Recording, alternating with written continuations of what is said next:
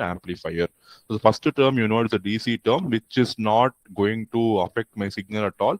And the second term is the fundamental frequency, because the input frequency is cos omega t, and this frequency is also cos omega t, so it is not changing. So second term is called as the fundamental frequency term. The third term is called as second harmonic, and the fourth term is called as third harmonic. Second harmonic means it is at the frequency 2f. Third harmonic means it is the frequency 3f. That is how you relate to the fundamental frequency.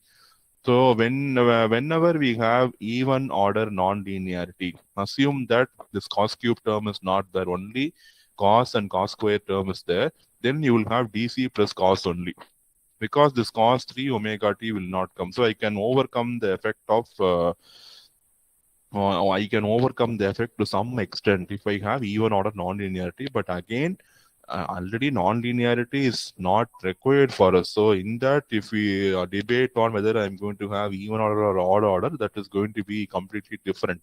So definitely, if you have an even order harmonics, even order non-linearity, definitely that is going to minimize the effect of the harmonic distortion in the signal.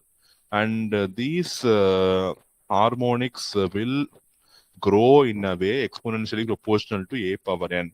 Second harmonic, you see it is growing proportional to a square. Second harmonic term, you see it is proportional to a square. Third harmonic, you see the term, it's proportional to a cube. So these harmonics will grow exponentially, harmonically till a power. If you can say nth harmonic, the power will be a power proportional to a power n. That is a very huge amount of power going towards your noise. And the signal which is the of desired for you to receive, that will have a very, very less amount of noise.